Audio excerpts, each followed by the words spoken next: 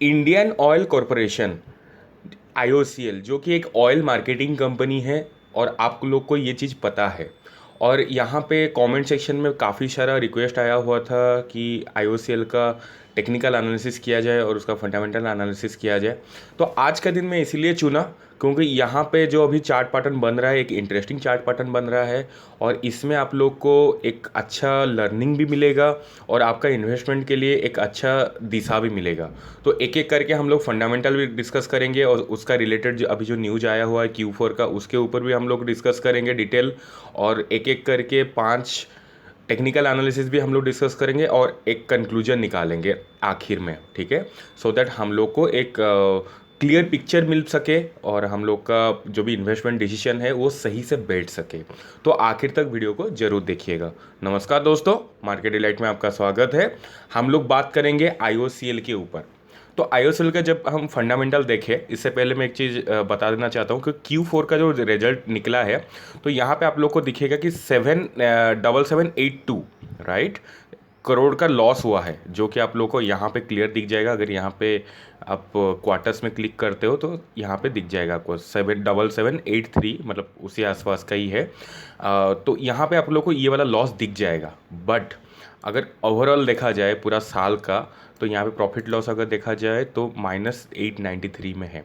तो ज़्यादा घबराने की बात नहीं है। पुराना थोड़ा सा अच्छा इसका बैलेंस शीट था, इसका अच्छा प्रॉफिट था। बट इसी टाइम जो लॉकडाउन हुआ और यहाँ पे जो गाड़ी का चलना बंद हो गया तब जाके इसका लॉस हुआ है। और ओवरऑल देखा जाए तो उतना जितना कंसिस्टेंटली ग्रो किया हुआ था सालाना, इसी बार पहली बार यहाँ पे लॉस बुकिंग किया हुआ है, ठीक है। तो ज़्यादा डरने की बात है नहीं। और बाकी अगर हम लोग देखेंगे कि इसका फंडामेंटल 81,000 करोड़ का कंपनी है जो कि लार्ज कैप कंपनी है। और सबसे मुश्किल की बात है 1,25,968 करोड़ का लोन है, डेट है इसका, जो कि डेट टू इक्विटी रेशियो निकल के आता है 1.32, जो कि बहुत दिक्कत की बात हो सकता है, करेक्ट। और पब्लिक सेक्टर है, गवर्नमेंट पैसा पंप किया जा रहा है किया जा रहा है। और एक ऐसा सेक्टर है, ये ऑयल मार्केटिंग सेक्टर है जो कि ये बंद होने वाला बिजनेस नहीं है अप टू, अगर देखा जाए तो 10 साल तक, जब तक पूरा इलेक्ट्रिक व्हीकल या हाइड्रोजन व्हीकल पूरा मार्केट में फुल फेज में ना आ जाए तब तक इन लोग का कंपनी, ये जो सब कंपनी है जैसे कि BPCL हो गया, IOCL हो गया, HPCL हो गया, इन लोग का बिजनेस तब तक चलेगा, करेक्ट। और यहाँ पे जो भी अच्छी बात है, प्लेस परसेंटेज बिल्कुल भी नहीं है, बहुत अच्छी बात है। और प्रोमोटर होल्डिंग PSU सेक्टर का 51%, 51.50% है, मतलब बहुत ही अच्छी बात है, करेक्ट। क्योंकि बाकी सब में थोड़ा सा ये कम हो जाता है, बाकी सब PSU सेक्टर में, करेक्ट। और ये लास्ट 3 साल में कैश फ्लो पॉजिटिव में दिया है और लास्ट 5 साल में भी कैश फ्लो इसका पॉजिटिव में दिया हुआ है। और इसका कैश फ्लो बहुत स्ट्रॉन्ग रहता है, जैसे कि आप लोगों को पता है ऑयल मार्केटिंग कंपनी का। और यहाँ पे हम लोग ROE देख नहीं सकते because of this date, correct. और ROC देखा जाए तो 15.87% है। और पीयर्स कंपैरिजन करें लास्ट 5 साल का देखा जाए तो IOCL और HPCL ये दोनों का सब बहुत अच्छा से निकलेगा आपका। और BPCL का भी अच्छा निकल जाएगा। सबसे नंबर 1 में BPCL है और उसके बाद HPCL, उसके बाद IOCL, करेक्ट। तो इसके हिसाब से अगर देखा जाए तो PE भी इसका बहुत कम है। अगर बाकी सबके साथ कंपेयर करोगे तो PE इसका बहुत कम निकल जाएगा, मतलब थोड़ा सस्ता वैल्यूएशन में आपको ये स्टॉक मिल रहा है। तो वैल्यूएशन के वाइज और ROC के वाइज ये एक अच्छा वैल्यूएशन में अच्छा कंपनी है। और डेट का अगर आप लोग को इशू लग रहा है तो इसमें आप उतना ज़्यादा इन्वेस्ट मत कीजिएगा जितना लोग आप सोचते थे, उसका 30% घटा के आप लोग को इन्वेस्टमेंट करना है। If you are thinking of investment in IOCL then, correct. और यहाँ का जो प्रॉफिट अगर देखोगे तो प्रॉफिट लॉस जैसे कि आप लोग को दिखाया कंसिस्टेंटली ग्रो किया हुआ है। बस इसी साल ही थोड़ा सा मुश्किल की बात आ गया बिकॉज लास्ट क्वार्टर में ही 7,500 करोड़ से ज़्यादा वो लॉस कर लिया, करेक्ट। आशा करता हूँ आपको समझ में आया होगा ये वाला जो फंडामेंटल हम लोग बात किए। उसके बाद सीधा हम लोग चलते हैं टेक्निकल पे। और टेक्निकल बहुत इंटरेस्टिंग है, हम लोग को प्राइस रेंज मिल जाएगा कहाँ से हम लोग को इन्वेस्टमेंट शुरू करना है, करेक्ट। तो यहाँ पे आप लोग को दिखेगा कि फ्रॉम 19 जून से अभी तक अच्छा खासा कंसोलिडेशन के साथ स्टॉक ट्रेड कर रहा है in the basis of 1 day time frame, correct. उसके बाद ये कहाँ पे ब्रेकआउट होगा, किस तरफ जाएगा, यहाँ पे कुछ भी पता नहीं चल रहा है।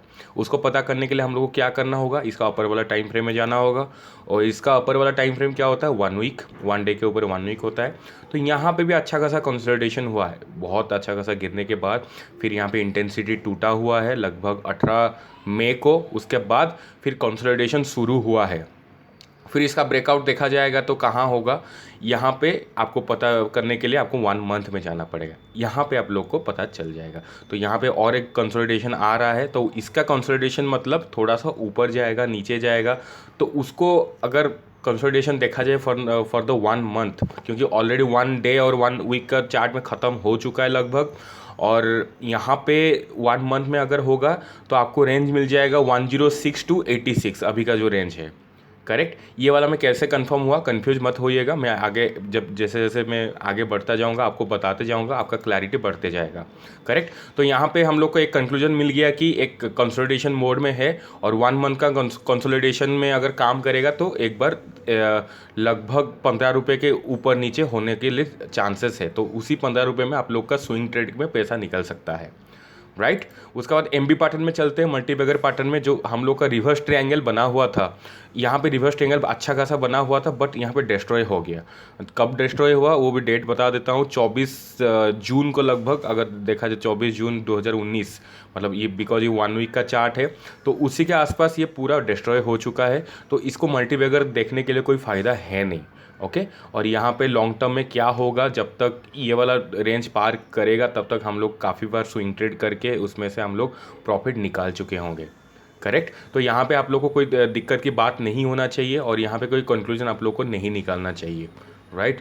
उसके बाद सीधा चलते हैं हम लोग का फेवरेट, ये प्राइस एक्शन स्ट्रैटेजी में, जो कि बहुत जल्दी मैं अपलोड करूँगा कि कैसे आप लोग कैंडलस्टिक का आप यूज कर सकते हो, डायरेक्ट आप यूज कर सकते हो, कोई याद रखने का ज़रूरत भी नहीं है आप लोग को। आप लोग का कन्वीनियंस के हिसाब से कैसे आपको याद रहेगा और आप लोग कैसे यूज कर सकते हो, क्योंकि कभी कभी क्या होता है ना, बार बार आप रेफरेंस यूज करोगे तो आप लोग का वो प्रैक्टिस हो जाएगा और धीरे धीरे आपको दिमाग में याद भी रह जाएगा, करेक्ट। तो इसी वीक में मतलब नेक्स्ट वीक बता रहा हूँ, ये आज तो सैटरडे हो गया, फिर नेक्स्ट वीक तक मैं हमें एक कैंडलस्टिक का एक अच्छे से स्टॉक का लर्निंग जो है वो मैं अपलोड करने वाला हूँ। अगर आप लोग चैनल के साथ जुड़े नहीं हो तो एक बार जुड़ जाइए, सो दैट आपको नोटिफिकेशन आ सके, राइट। तो यहाँ पे रेंज मिल जा रहा है 94.57, लगभग 95 रुपीज़ का, उसी के रेंज के बीच में ये ट्रेड कर रहा है। और ट्रेड अगर कर रहा है तो उसका रेंज मैं बता देता हूँ 71.4 to 94.57, याद रखने के लिए 71 to 95,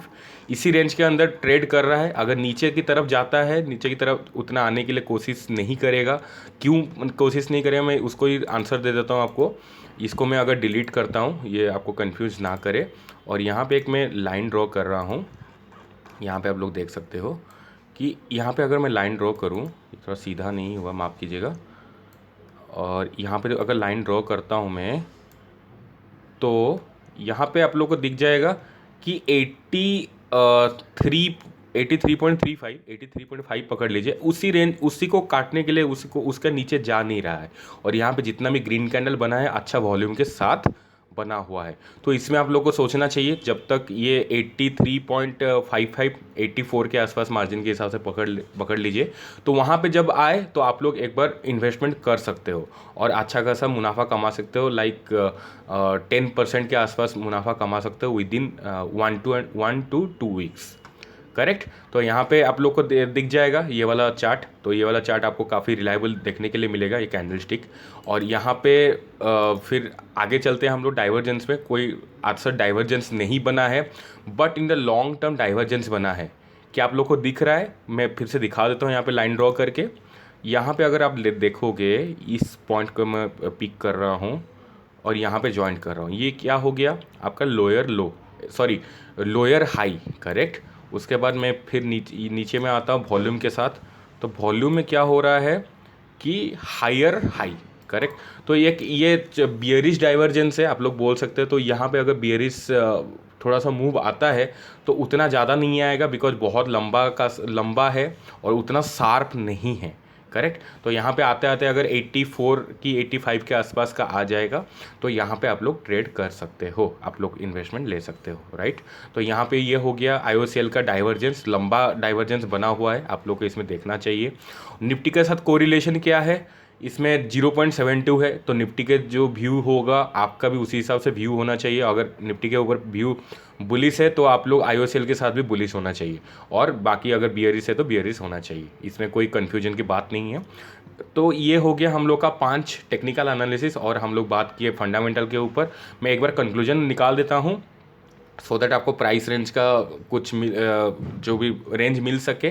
ये हो गया 86 से आपका 107 दिखा रहा है, बट मार्जिन के लिए हम लोग नीचे वाला जो कि 8 EMA का है उसको ही लेंगे, बिकॉज हम लोग का सेफ रहना थोड़ा ज़्यादा ज़रूरी है इस टाइप का स्टॉक में।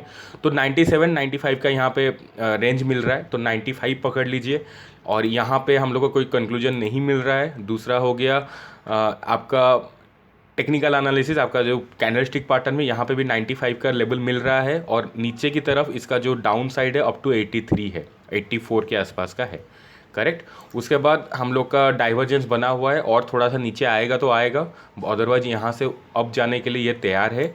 और यहाँ पे अगर देखा जाए ये वाला जो निफ्टी के साथ कोरिलेशन बहुत अच्छा है।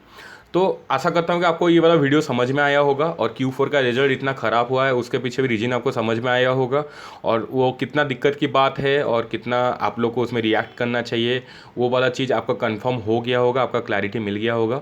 तो आज के लिए दोस्तों इतना ही, और आगे का वीडियो के लिए मेरे को इजाज़त दीजिए। कोई भी डाउट है एक बार कॉमेंट सेक्शन में पूछ लीजिए, और कौन सा स्टॉक के ऊपर आप लोगों को वीडियो चाहिए वो भी आप कॉमेंट सेक्शन में लिख सकते हो। तो आज के लिए वीडियो इतना ही। थैंक यू दोस्तों।